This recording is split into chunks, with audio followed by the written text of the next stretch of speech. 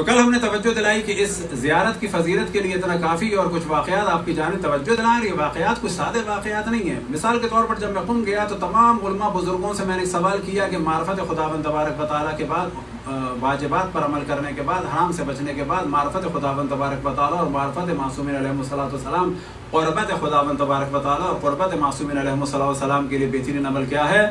تو حضرت آیت اللہ العظمیٰ سید شہاب الدین مرعشی نجفی نے بھی یہی فرمایا، زیارت جامعہ اور زیارت عاشور کو. آیت اللہ العظمیٰ بہجت سے بھی میں نے یہی سوال کیا، اور اتفاق ایسا تھا کیونکہ ان کے صاحبزادے نے کچھ کتابیں مجھے کراچی سے بھجوائی تھیں، اور مجھے آج تک ہنسی آتی ہے کہ سب سے پہلے ان سے میری ملاقات ہوئی قم جانے کے بعد، اور مجھے خود پتہ ہی نہیں تھا کہ کتنے بڑے آدمی سے سب سے پہلے ملاقات ہوئی اور ان کے گھر میں جا کے بیٹھے. بعد میں اندازہ ہوا کہ عجب یہ کتابیں تو واسطہ بنی. ان سے جب ہم نے سوال کیا تو انہوں نے بھی یہی فرمایا. پھر ایک دفعہ مجھے یاد ہے کہ صبح کی نماز کے بعد حضرت آیت اللہ العظمیٰ بہجت سے ذریعے حضرت معصومہ صلوات اللہ وسلام علیہا کے پاس خود میں نے سوال کیا یہی والا، جس پہ انہوں نے فرمایا کہ حامین بخوانین ہمیں چیز نہیں آ رہی. ان کا جملہ آج تک مجھے یاد ہے کہ بالکل انہوں نے اسی طرح سے کہا، کیونکہ میں زیارت عاشور پڑھ رہا تھا. پہلے انہوں نے فرمایا تھا زیارت عاشور پڑھو، زیارت جامع پڑھو. پھر اس کے بعد کچھ میرے اور سوالات تھے اسی حوالے سے، ترقی کے حوالے سے، روحانی ترقی کے حوالے سے. تو مجھے اب تک یاد ہے کہ ذریعے حضرت معصومہ سے وہ اس طرح سے پیچھے آ رہے تھے، تو میں نے ان سے سوال کیا. انہوں نے کہا حامین بخوانین، کیونکہ میرے ہاتھ میں وہی تھی، حامین بخوانین ہمیں چیز نہیں آ رہی، یہی پڑھو یہ سب کچھ لے آئے گا. یہ جو ان کا جملہ ہے عیناً یہ جملہ تھا حضرت آیت اللہ العظمیٰ سید علی قاضی طباطبائی کا بھی. قاضی طباطبائی کیا چیز ہیں تو آپ کو تعجب ہوگا. یہ واقعہ آغا فاطمیہ نے بھی نقل کیا سید حسین طباطبائی سے، اور یہی واقعہ ایک ہمارے استاد نے نقل کیا سید حسین طباطبائی سے. سید حسین طباطبائی کون تھے؟ یہ دوست تھے آغا خوئی کے اور چچا زاد بھائی تھے سید علی قاضی طباطبائی کے. سید علی قاضی طباطبائی کون ہے تو آپ کو تعجب ہوگا. آغا خوئی کے، علامہ طباطبائی کے، آغا بہجت کے، آغا عبدالکریم کشمیری کے، آغا حداد کے، اور بہت سارے اس زمانے کے جو بڑے عرفاء اور بزرگان ہیں ان کے استاد تھے.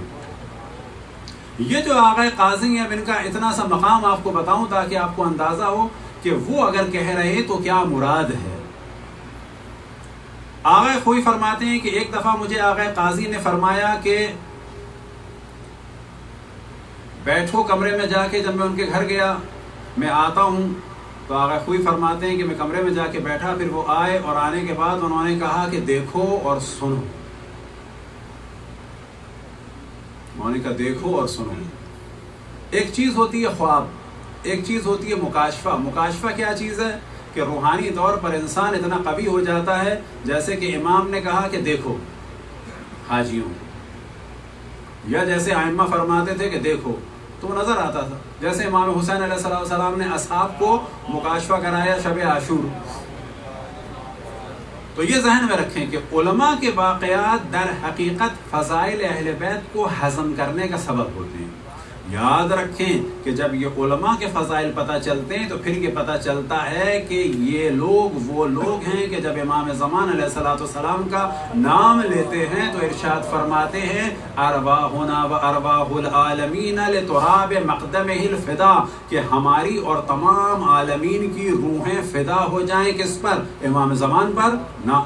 امام زمان کے قدموں پر؟ نہیں. امام زمان کے جوتے پر؟ نہیں. ارواحنا و ارواح العالمین لتراب مقدمہ الفدا، ان کے قدموں کی خاک پہ فدا ہو جائیں. اگر یہ شخص کہہ رہا ہے کہ میری اور تمام عالمین کی روحیں امام زمان علیہ السلام کے قدموں کی خاک پر قربان ہو جائیں، تو بس یہ اگر ایسا ہے تو وہ کیا ہوں گے.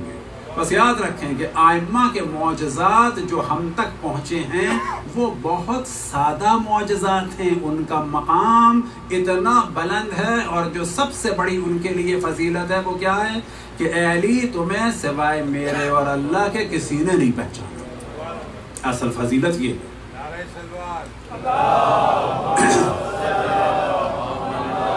اب آقا قاضی فرماتے ہیں آقا خوئی سے کہ دیکھو اور سنو، تو آقا خوئی فرماتے ہیں کہ اس وقت 25-26 سال کا تھا، میں نے دیکھا کہ میری عمر گزر رہی ہے، یہاں تک کہ میں نے دیکھا کہ میرے درس میں لوگ آ رہے ہیں، یہاں تک کہ میں نے دیکھا میری داڑھی سفید ہو گئی، یہاں تک کہ میں نے دیکھا کہ میرے درس میں لوگ بڑھنے لگے، دنیا میں میری تقلید ہو گئی، یہاں تک کہ میں نے چھاپ خانہ دیکھا جہاں توضیح المسائل چھپ رہی تھی، اپنے میں نے شاگردوں کو دیکھا، عمر گزرنے لگی، یہاں تک کہ میں نے مولا امیر المومنین کے حرم سے ندا سنی کہ آیت اللہ العظمیٰ سید ابو القاسم خوئی کی وفات ہو گئی، اور یہ سارا منظر دیکھ کے میں گھبرا سا گیا، جس پر مجھے تعجب تھا اور میں پوچھنے میں رہ گیا، میں پوچھ نہیں پایا کہ اتنی میری شہرت ہوگی لیکن میری میت میں لوگ کیوں کم ہیں،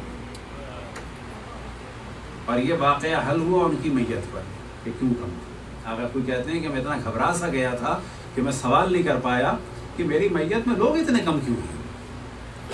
اب آقا قاضی فرماتے ہیں، یہ ہیں آقا قاضی، اب آقا قاضی فرماتے ہیں کہ اگر تم گھبرانا چاہتے تو پھر تمہیں میں برزخ دکھاتا، پھر تمہیں محشر دکھاتا، یہ ہوتا ہے کہ جو مولا امیر المومنین میں غرق ہو جائے۔ اور وہ آقا قاضی کیا فرماتے ہیں کہ جو کچھ میرے پاس ہے وہ تلاوت قرآن سے اور زیارت عاشور سے ہے۔ یہ قاضی تبا تبائی، صلوات پڑھیں پر محمد والا۔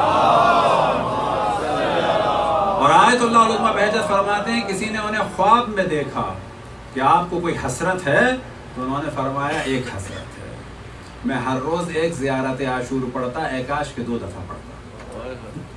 موت کے بعد ان سے ان کے شاگرد پوچھ رہے ہیں کوئی حسرت ہے آپ کو، تو فرماتے ہیں ہاں، میں دن میں ایک زیارت عاشور پڑھتا تھا، ایکاش میں 2 دفعہ،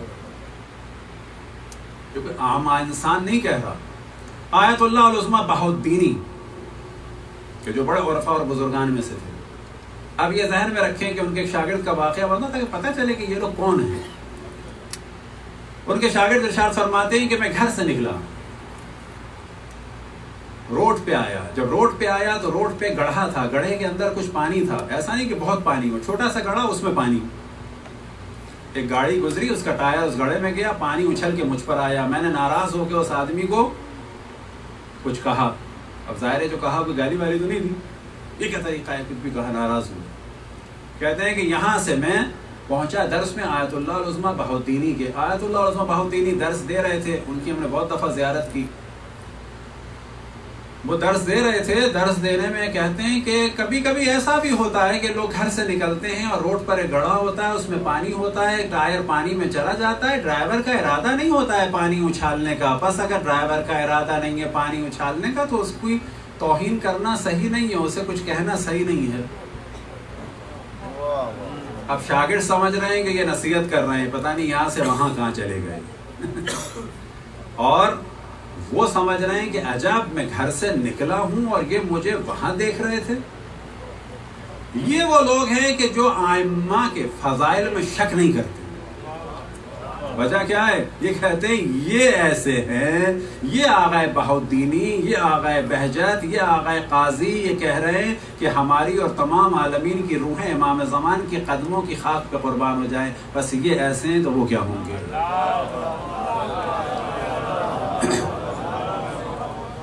آیت اللہ العظمیٰ شیخ محمد علی عراقی رضوان اللہ تعالیٰ علیہ، جن کے پاس جن کی میرے پاس بڑی فوٹوز بھی ہیں، اور وہ یاد رکھیں کہ آقا بڑجردی کے بعد ان کی مرجعیت کی جانب توجہ تھی لوگوں کی، لیکن انہوں نے اجازت نہیں دی، لیکن امام خمینی رضوان اللہ تعالیٰ علیہ کی وفات کے بعد انہوں نے قبول کی، تقریباً 100 سال کی عمر میں۔ اور اس مرجعیت سے پہلے ایک دفعہ 14 اور 15 شعبان کی درمیانی رات میں اور ایک ہمارے دوست مولانا ذوالفقار، وہ مشہد سے آئے ہوئے تھے، میں خوانسار سے آیا ہوا تھا، تو ان سے ہم نے ملنے کا ارادہ کیا اور اتفاق سے بڑی مشکل سے گھر ملا۔ گھر ملنے کے بعد ہم نے ان سے 2 سوال کیے کہ معرفت خداوند تبارک و تعالیٰ طویل ہے، ان کے صاحبزادے نے اجازت دی، بڑا لمبا واقعہ ہے، تو تقریباً 2 گھنٹے 45 منٹ ان کے ساتھ بیٹھے، اور صرف میں تھا اور وہ تھے، اور آخر میں ایک نوجوان آیا تھا امامہ پہننے کے لیے۔ 2 گھنٹے 45 منٹ تقریباً انہوں نے گفتگو فرمائی۔ اصل معرفت خداوند تبارک و تعالیٰ اور معرفت امام زمان علیہ السلام، ان کی بھی نصیحت یہی تھی، اور ساتھ میں انہوں نے ایک واقعہ سنایا، اسی زیارت عاشورہ کے حوالے سے خود انہوں نے سنایا۔ اور یہ واقعہ انہوں نے سنایا آیت اللہ العظمیٰ عبد الکریم حائری کی زبان سے. آیت اللہ العظمیٰ عبد الکریم حائری کون ہے؟ جنہوں نے قم کو آباد کیا، امام خمینی کے اور آغا بہجت کے اور امام خمینی اور آغا عراقی وغیرہ کے استاد. اور انہوں نے نقل کیا کس سے؟ اپنے استاد آیت اللہ العظمیٰ فشارکی سے. اور یہ واقعہ بیان کیا جب سامرہ میں طاعون آیا ہوا تھا. یہ واقعہ خود آیت اللہ العظمیٰ عراقی نے سنایا اور خود میں نے سنا.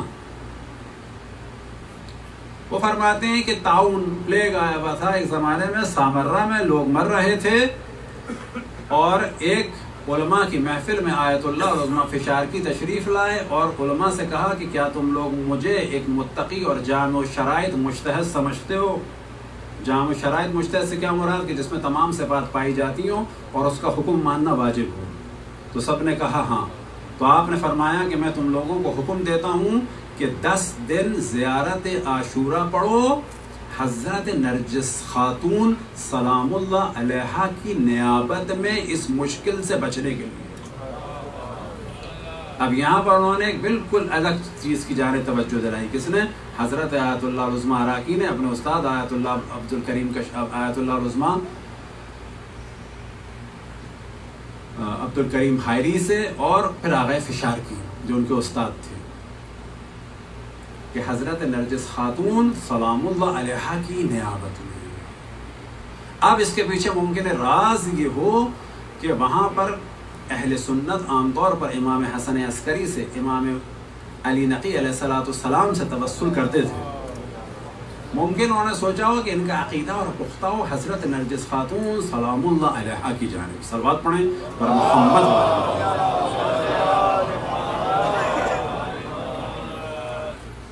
اسی طریقے سے آغا بہجت فرماتے ہیں کہ ان کے استاد تھے ایک آیت اللہ العظمیٰ شیخ محمد حسین اصفہانی کمپانی.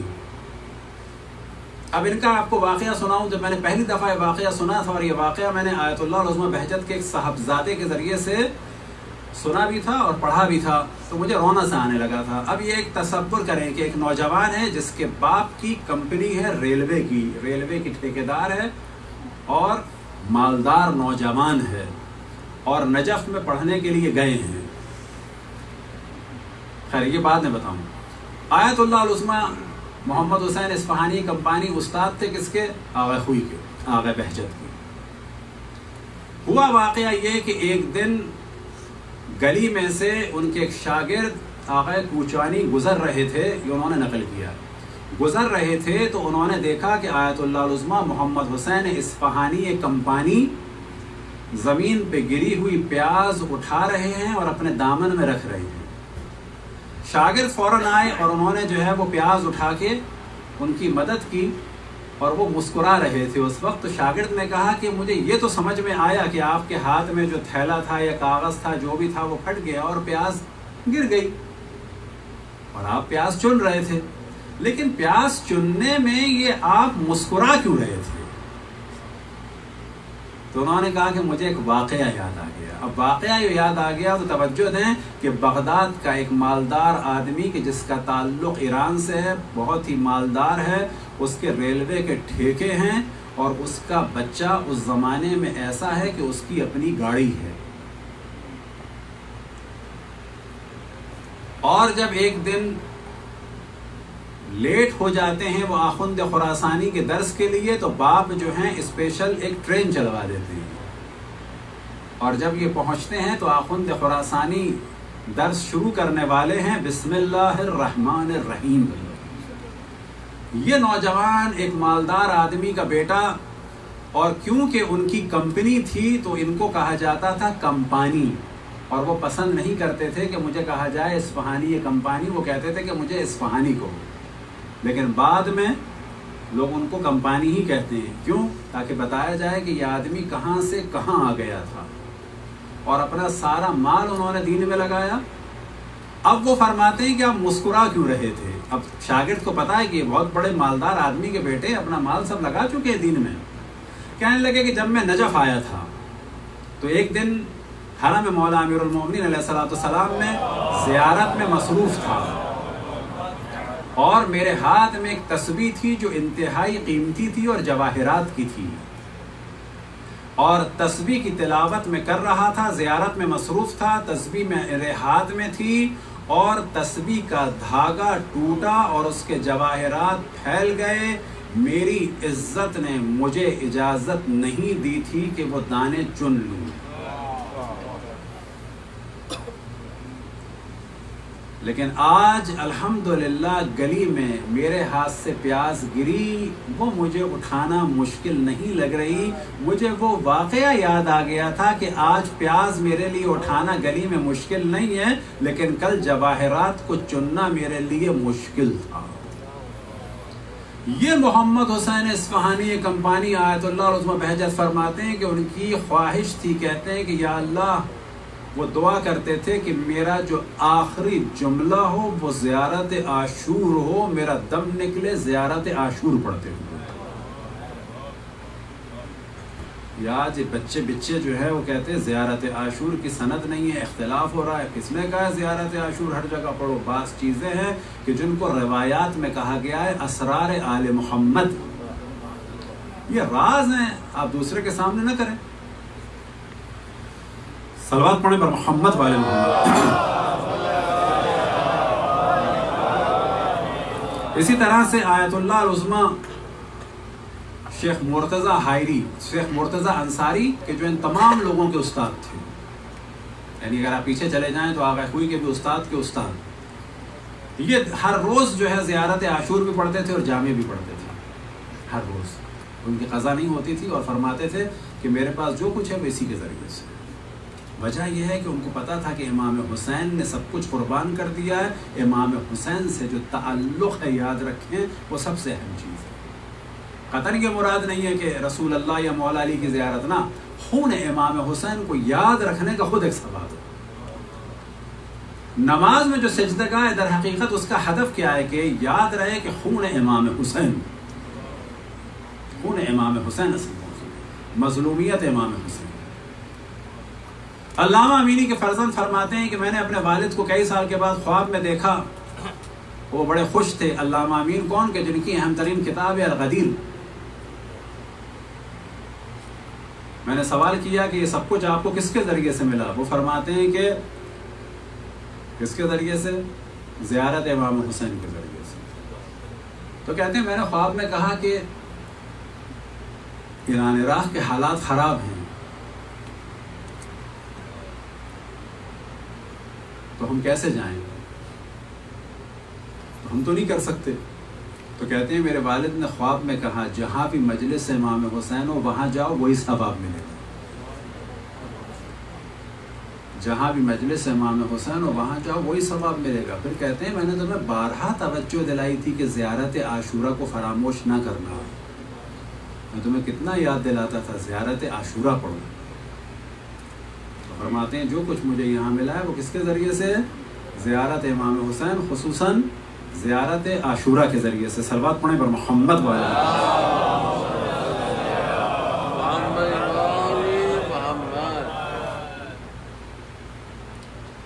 اسی طرح سے ایک اور واقعہ بیان کریں جن سے ان کی اہمیت کا اندازہ ہو، پھر انشاءاللہ کل صرف موقع ہے تو زیارت عاشور کے خاص موضوعات کو بیان کریں گے۔ صلوات پڑھیں پر محمد والے۔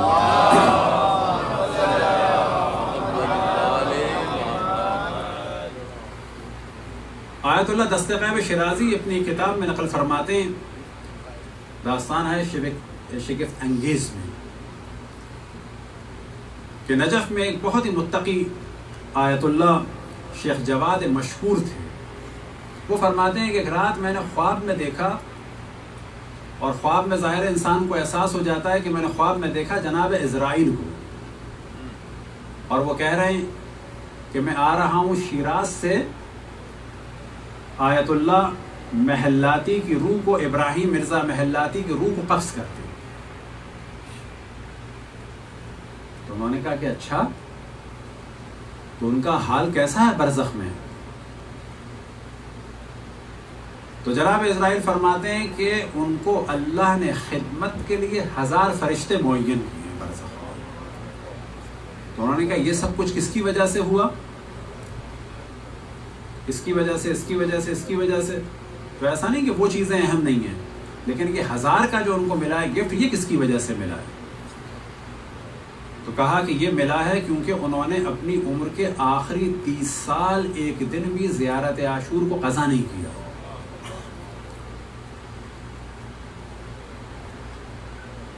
یہ فرماتے ہیں کہ میں آیت اللہ العظمیٰ محمد تقی شیرازی کے پاس آیا.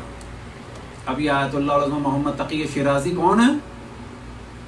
یہ وہ ہیں جنہوں نے 1920 میں فتویٰ دیا تھا برٹشر کو نکلنے کے لیے انگلینڈ سے. اس کے بارے میں ہم یوٹیوب پہ پورا ہمارا کلپ ہے، اہم 5 فتوے جس کو لوگ نہیں جانتے.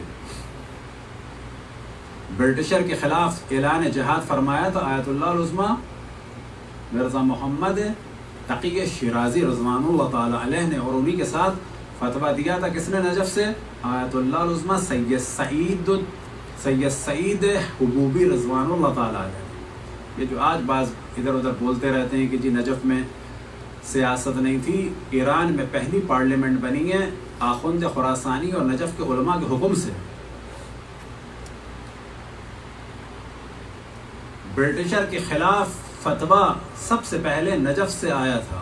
کس کا؟ آیت اللہ العظمیٰ مرزا حسن شیرازی اول کا تمباکو والا فتویٰ. اس وقت اس کا ٹائم نہیں ہے، جس میں پوری برٹشر کی سیاست کو پلٹ کے رکھ دیا تھا. برٹشر کے خلاف فتویٰ دیا تھا کس میں؟ ایک موضوع ہے رائٹر کہ جس نے پورے ایران میں سازش کا جال بچھایا تھا. فتویٰ دیا تھا آیت اللہ العظمیٰ ملا محمد کنی نے.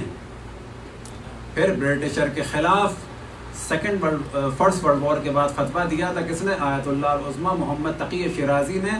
اور 1920 میں عراق سے برٹشر کو نکلنا پڑا تھا محمد تقی آیت اللہ العظمیٰ محمد تقی شیرازی کے فتوے کی وجہ سے.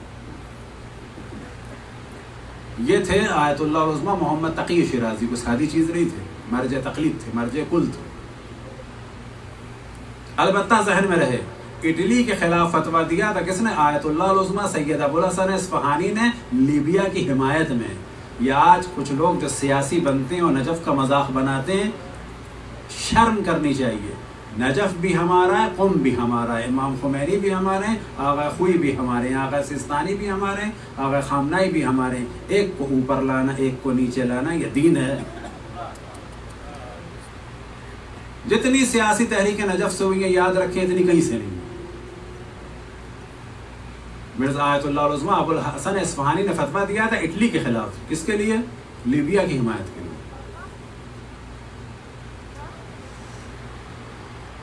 تو جس وقت یہ آیت اللہ جواد مشکور نے اپنا خواب سنایا آیت اللہ العظمیٰ محمد تقی شیرازی کو، تو وہ گریہ کرنے لگے. انہوں نے کہا یہ تو میں خواب سنا رہا ہوں. تو انہوں نے کہا کہ یہ خواب جو ہے کسی عام آدمی کا نہیں ہے، یہ جواد مشکور کا خواب ہے.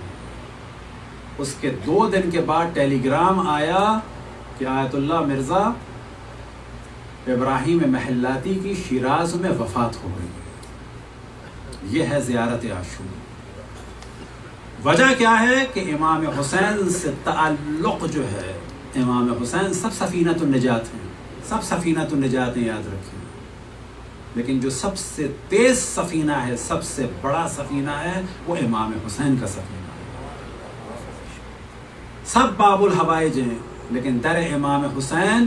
وجہ یہ ہے کہ اللہ سبحانہ و تعالیٰ نے فرمایا تھا لن تنالوا البر حتى تنفقوا مما تحبون، کہ نیکی کے مقام پر اس وقت تک تم فائز نہیں ہو سکتے جب تک جن چیزوں سے تم محبت کرتے ہو ان میں سے کچھ قربان نہ کرو. امام حسین نے کچھ نہیں قربان کیا، سب کچھ قربان کیا.